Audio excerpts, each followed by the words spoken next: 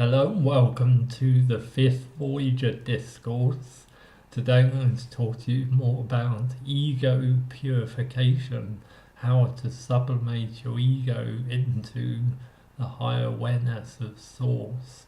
So the more ego sublimated you are in your being, then the more grounded you are in the spiritual reality, the more clarity and power you have, the more insight you have, and at the same time, once you're free from the power of the ego mind, then you can also start to transcend karma, because karma is all connected with thoughts and the mind, and the root cause of karma is believing the ego to be a separate and real identity. The truth of the matter is, the ego is simply a fabrication. It's an idea. It's an idea created in order to function in this reality, but that's all it is. It's like an interface. So if you can see your ego mind as simply an interface to help you perceive this reality and nothing bigger than that, then you can start to establish a correct perspective in your being. And when your perspective shifts, the power of the ego diminishes and the power of the greater mind, the universal mind, increases. So basically it's a choice between the big mind or the small mind. The small mind is the ego that's very kind of attached and connected to everything that's going on in the human experience. By and large, that ego can be overly attached to this experience to the point it doesn't understand anything else. It's become separated from the bigger picture. So the ego can be seen as a rogue idea it's arisen from the source. It's an idea useful to interact with this reality, but it's also rogue because it can also go into a sense of self-importance. It can keep reperpetuating itself as a distinct and separate identity, and it's that belief that then manifests the physical body in the form of a human being. So you believe in the ego, and as a result you then have a apparently external physical body to match that, and when you see that, of course, it's usual to believe that you are an independent reality, you exist separate from the spiritual. But it's this confusion that's got humanity into so much trouble.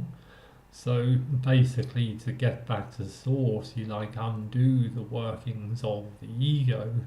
The fall from grace can basically be seen as the descent into karmic patterns and the dynamics of the human ego mind.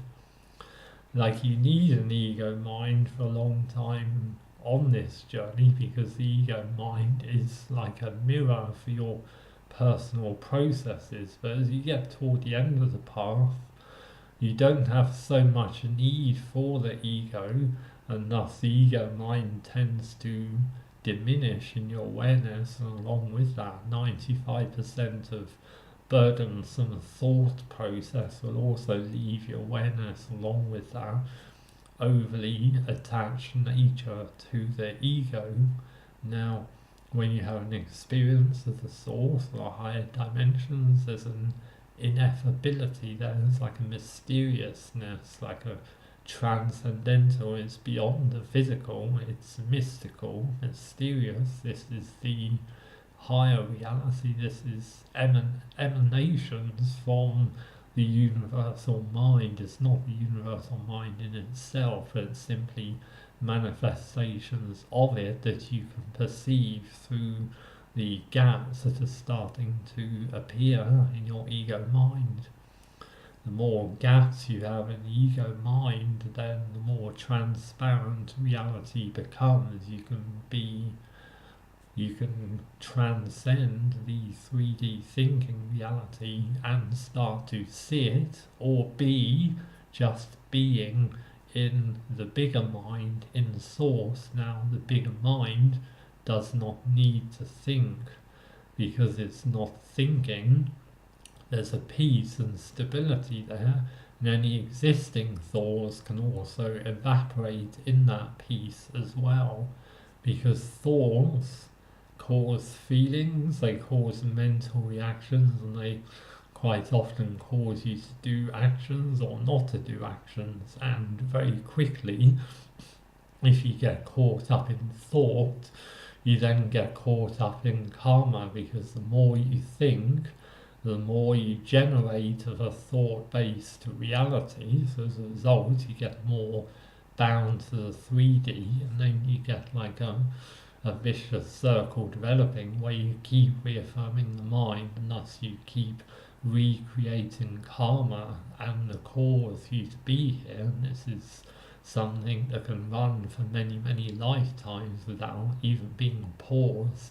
So once you can get pause in that working of the mind, the stream of thoughts, once you can break through into the bigger picture, you can start to look toward living from the source, or living off the karmic wheel, existing in the place of no thought or no being. Now, you can operate in this world without thinking. Surprisingly enough, you can be in a higher source integrated state, and you can do a lot of things with the body in this reality on like a conscious and aware autopilot, so to speak. But your mind in that state, your mind isn't consistently generating thoughts. Now, if you don't let go of the ego, when you get closer and closer to source, you're going to have a lot of turbulence going on, because you're going to come up again and again against streams and streams of either unresolved thoughts, or just dense, busy and burdensome thoughts. So one wants to get rid of that, and the way you get rid of excess thoughts is to be in the peace of no thought, is to still your mind, start to relax, start to observe your thoughts, but then detach from your thoughts and go into the space of what's aware of thoughts. Where are my thoughts? Who's thinking? Who am I? And sooner or later you're going to discover that who you think you are is only an idea. You think you're an I, but that thinking is an idea. Your whole body is an idea construct. Now, thoughts and ideas are like connected. If you go beyond thought, you go beyond idea, and then you go into a field of pure potential. When you do that, you then have an experience of the everything. So you find yourself in the astral and having an experience of the many planes, and in that plane, or in the experience of the many planes, there's a higher intelligence, there's a greater sense of spiritual wisdom and love, because it's ancient, it's timeless. That state has always been there. It's there in every single moment of your life. As your ego mind creates like thoughts, it's like like making turbulent the water of a lake, and then when you try and see through, you can't see nothing, because there's only the turbulence. Now, in the lives of many people caught up in denser karmic patterns, there is only that turbulence, and that turbulence is all consuming. They get attached to it, caught up in it, try and change it or control it, and very quickly you have the creation of a karmic wheel. So you can't think yourself out of karma, you can't think yourself out of the karmic wheel. What you can do is be yourself out of the karmic wheel. You be in the center, you be in a place where there's no thought. Where there's no thought, there's no idea, there's no time, there's no anything for anything. There's a 3D to actually attach to.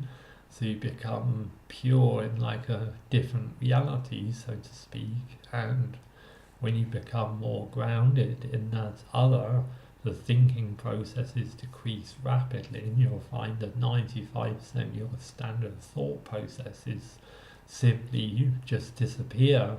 Now it can be very challenging to let go of your self-identity because you think there's nothing there. If you think or ponder the idea that you don't really exist, you're only an idea, what happens if you stop thinking the idea?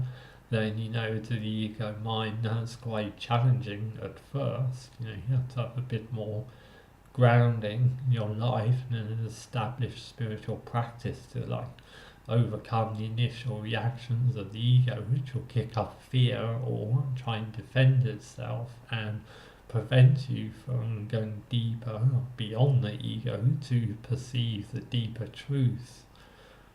Over a period of time of letting go of your thoughts, you'll find it's easier to let go of your ego, and then you'll find the source moments, the God moments, will just come in your being spontaneously more often because thoughts out of the way. There's the space for this other reality to become more manifest in your being. So conquering thoughts, you can't actually fight thoughts, so to speak, but what you can do is to seek to become aware of the causes of particular sets of thoughts. You can resolve that karmic cause, and then the whole stream of thoughts that karma is giving rise to will simply disappear and cease to be. The deeper you go with the ego sublimation, the more and more of a self-identity you let go of to source, and the more and more about your own life you tend to let go of, because you can find that your life may be busy or complicated. You've got lots of interactions going on in it. It creates lots of thoughts, and there's another area for reducing the thoughts and getting into that beyond the ego stage. You want to clear your life and make sure your awareness is not snagged up in any kind of activity or dynamic that's causing you lots of turbulence and the necessity to have to go into a major thinking process. So what happens when the thoughts disappear is you become grounded in a radiant, expansive and timeless state of being. You may perceive that as a grounded love or clarity as light, or you may perceive it as a detailed astral experience or a journey, but however you experience it, that letting go of the ego takes you into a transcendental reality. Now in that reality there is no time. So when you go and be in the transcendental with your being, you are outside of time in that moment. When you're outside of time, the aging process slows, the chains of karma start to collapse, and the more grounded you are in there, the more immune you are to karma, because to create karma you need thought. Karma attaches itself to the 3D ego mind. Karma cannot exist in the source state because that other state is immaculate and pure. There's no kind of separation, duality thinking process there.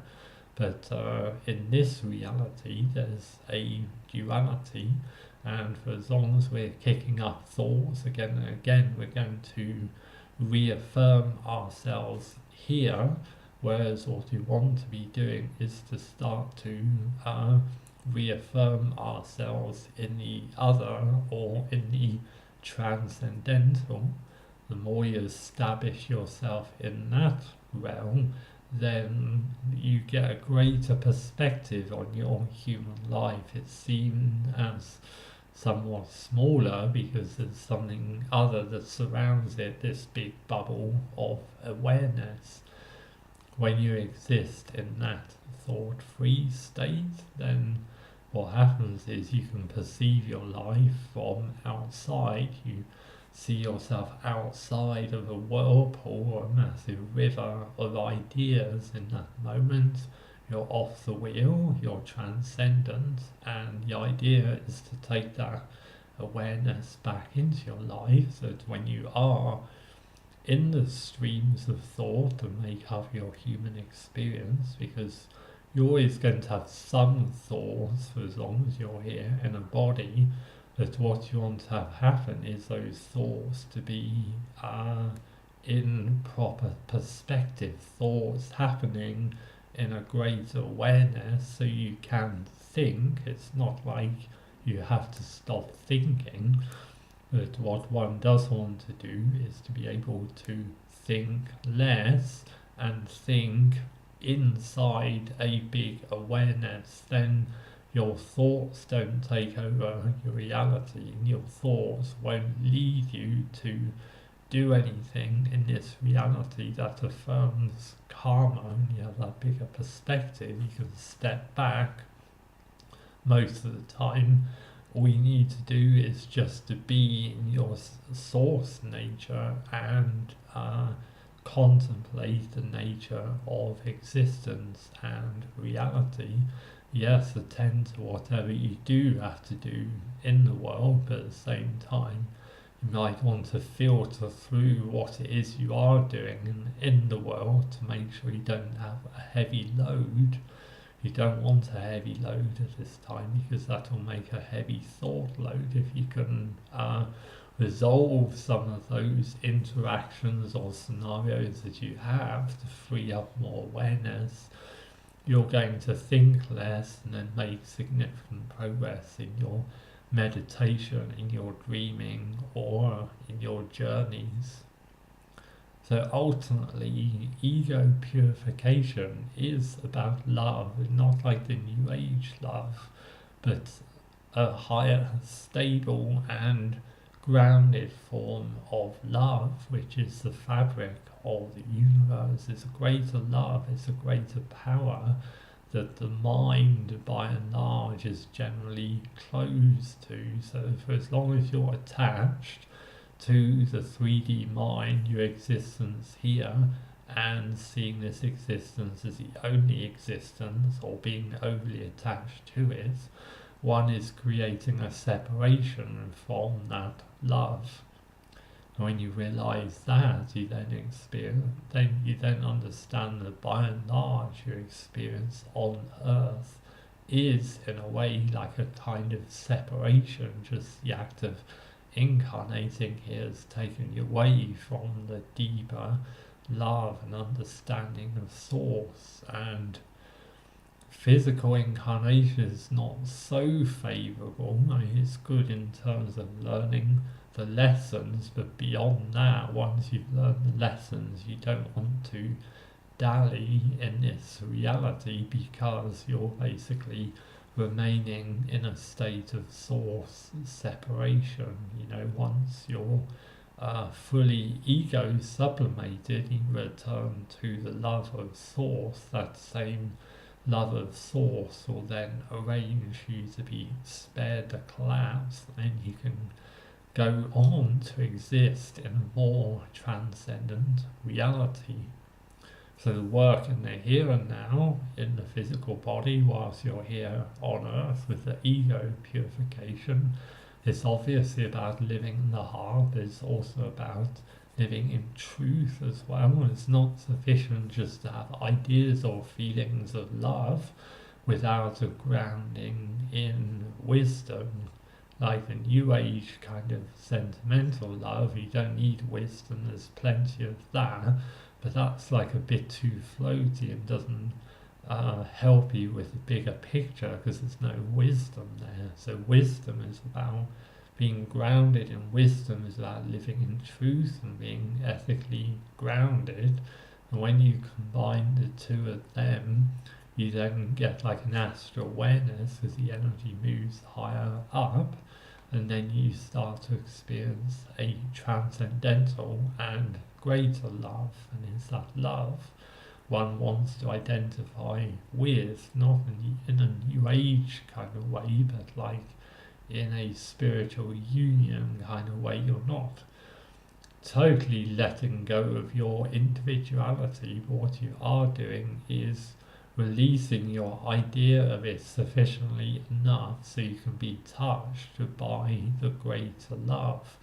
one day that greater love will totally and utterly consume you and be responsible for your removal from this plane prior to a collapse, if that's what you're aligned to.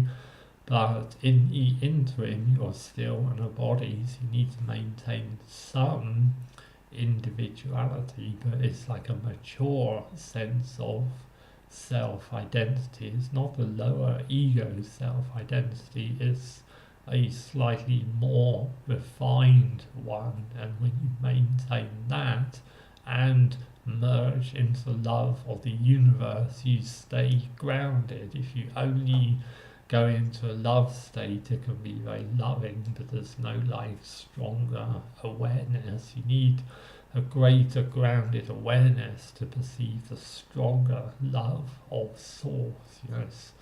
Love is potentially strong enough to spare you a collapse, so it's of a different level than sentimental love. So experiencing the deeper love, it's about letting go of your resistances to higher reality. It's about letting go of your false self-identity, who you think you are, being attached to illusions.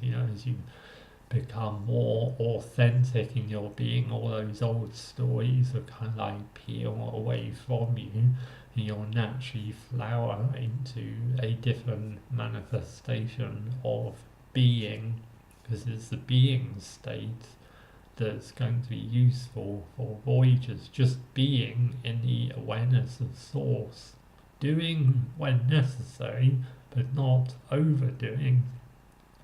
So for voyagers, naturally light work and a light schedule, not too much interaction with the conventional humanity, because you don't want to be constantly processing excessive thoughts in the day, and you don't want the same when you go to sleep, because you want to go into deeper regions of the dream time. So you want to kind of have a light schedule that enables you to sustain yourself and to fulfill your visions and your responsibilities that you may have to others, but at the same time you're totally free to be in that other state in an undisturbed manner.